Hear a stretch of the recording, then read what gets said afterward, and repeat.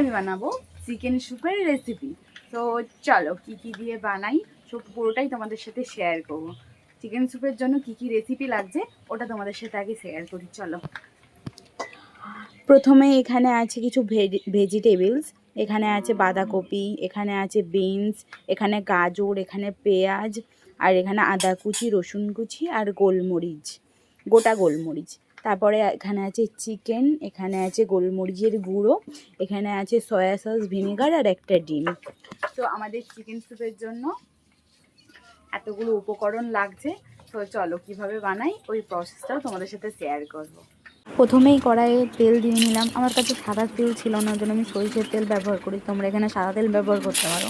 প্রথমেই সরিষার তেল দিয়ে গোটা গোলমরিচ ফোড়ন দিয়ে দিয়েছি, তারপরে আদা কুচি, রসুন কুচি দিয়ে একটু নাড়াচাড়া করে তারপরেই দিয়ে দিয়েছি চিকেনটা দিয়ে ভালো করে একটুখানি ভেজে নিয়ে তারপরে বাকি সব যেগুলো ভেজিটেবলস কাটা ছিল সেগুলো আস্তে আস্তে সবই দিয়ে দিয়েছি। গাজর, বিনস, বাঁধাকপি দিয়ে সেটা দিয়ে হালকা একটু লবণ দিয়ে নেড়ে চেড়ে নিয়েছিলাম।